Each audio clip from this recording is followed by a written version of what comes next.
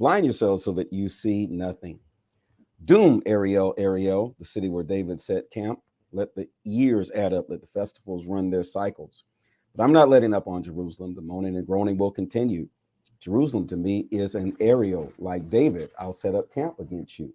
I'll set siege, build towers, bring in siege engines, build siege ramps, driven into the ground. You'll speak. You'll mumble words from the dirt, your voice from the ground, like the muttering of a ghost. Your speech will whisper from the dust.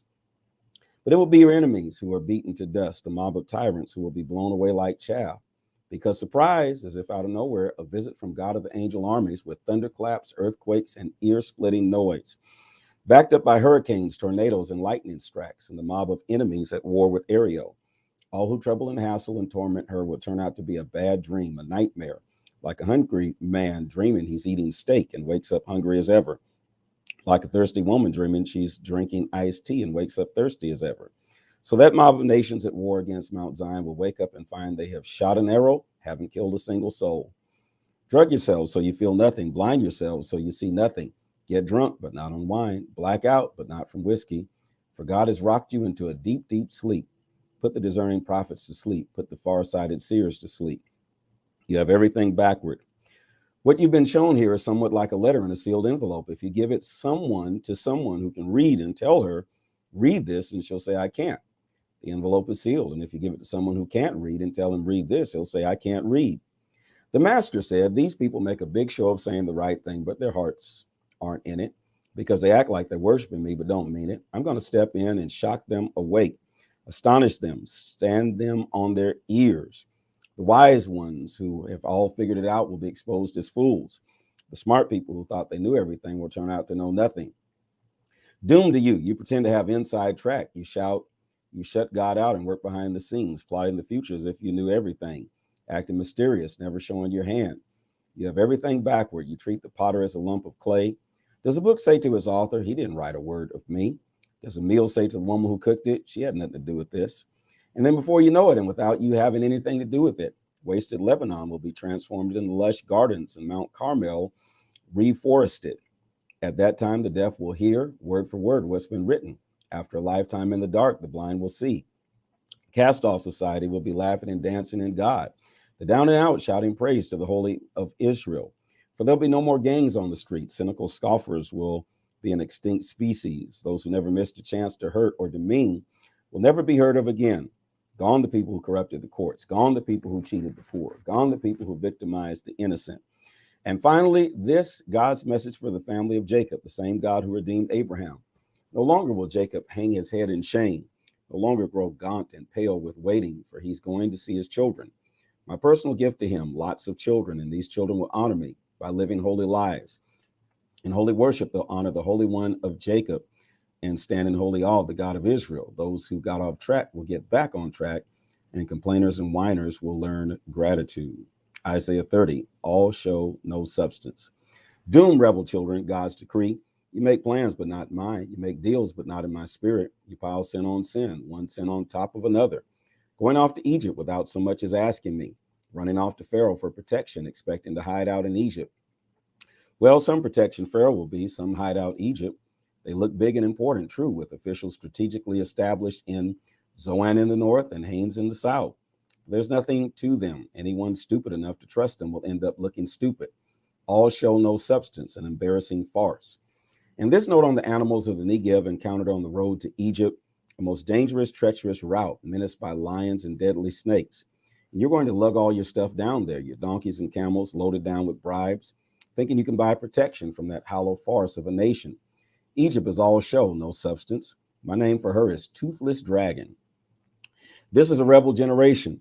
So go now and write all this down, put it in a book so that the record will be there to instruct the coming generations, because this is a rebel generation, of people who lie, of people unwilling to listen to anything God tells them. They tell their spiritual leaders, don't bother us with irrelevancies. They tell their preachers, don't waste our time on impracticalities. Tell us what makes us feel better. Don't bore us with obsolete religion. That stuff means nothing to us. Quit hounding us with the Holy One of Israel. Therefore, the Holy One, that sounds like today. Therefore, the Holy of Israel says this, because you scorn this message, preferring to live by injustice and shape your lives on lies, this perverse way of life will be a towering, badly built wall, that slowly tilts and shifts, and then one day, without warning, collapses. Smashed to bits like a piece of pottery, smashed beyond recognition or repair, unless a pile of debris to be swept up and thrown in the trash.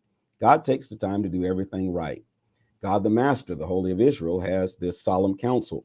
Your salvation requires you to turn back to me and stop your silly efforts to save yourselves. Your strength will come from settling down in complete dependence on me. The very thing you've been unwilling to do.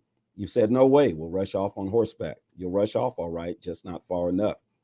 You've said, we'll ride off on fast horses. Do you think your pursuers ride old nags? Think again, 1,000 of you will scatter before one attacker. Before a mere 5 of you will run off. There'll be nothing left of you. A flagpole on a hill with no flag, a signpost on the roadside with the sign torn off. But God's not finished. He's waiting around to be gracious to you. He's gathering strength to show mercy to you. God takes the time to do everything right. Everything those who wait around for him are the lucky ones. Oh, yes, people of Zion, citizens of Jerusalem, your time of tears is over. Cry for help and you'll find its grace and more grace. The moment he hears, he'll answer. Just as the master kept you during the hard times, so keep your teacher alive and present among you. Your teacher will be right there, local and on the job, urging you on whenever you wander off left or right. This is the right road. Walk down the road.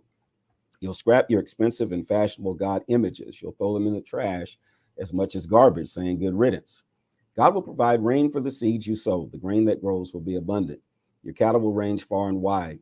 Oblivious to war and earthquake, the oxen and donkeys you use for hauling and plowing will be fed well near running brooks that flow freely from mountains and hills. Better yet, on the day God heals his people of the wounds and bruises from the time of punishment, moonlight will flare into sunlight, and sunlight, like a whole week of sunshine at once, will flood the land.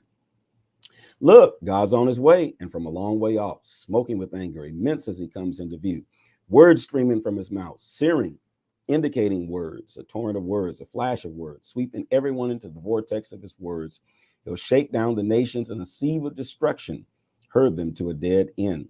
But you will sing through an all-night holy feast. Your hearts will burst with song. Make music like the sound of flutes on parade, en route to the mountain of God on the way to the rock of Israel. God will sound out in grandiose thunder, display his hammering arm. Furiously angry, showering sparks, cloudburst, storm, hail. Oh, yes, at God's thunder. Assyria will cower under the clubbing. Every blow God lands on them with his club is in time to the music of drums and pipes. God in all-out two-fisted battle, fighting against them. Topheth's fierce fires are well prepared, ready for the Assyrian king. The Topheth furnace is deep and wide, well stoked with hot burning wood. God's breath, like a river burning pitch, starts the fire. Isaiah 31, impressed by military mathematics. Doomed to those who go off to Egypt thinking that horses can help them. Impressed by military mathematics, awed by sheer numbers of chariots and riders. And to the Holy One of Israel, not even a glance, not so much as a prayer to God. Still, he must be reckoned with, the most wise God who knows what he's doing. He can call down catastrophe. He's a God who does what he says. He intervenes in the work of those who do wrong, stands up against interfering evildoers. Egyptians are mortal, not God, and their horses are flesh, not spirit. When God gives the signal, helpers and helped alike will fall in the heap and share the same dirt grave. This is what God told me. Like a lion, king of beasts that gnaws and chews and worries its prey, not fazed in the least by a bunch of shepherds who arrive to chase it off. So God of the angel armies comes down to fight on Mount Zion to make war with it from its heights. And like a huge eagle hovering in the sky, God of the angel armies protects Jerusalem. I'll protect and rescue it. Yes, I'll hover and deliver. Repent, return, dear Israel, to the one you so cruelly abandoned.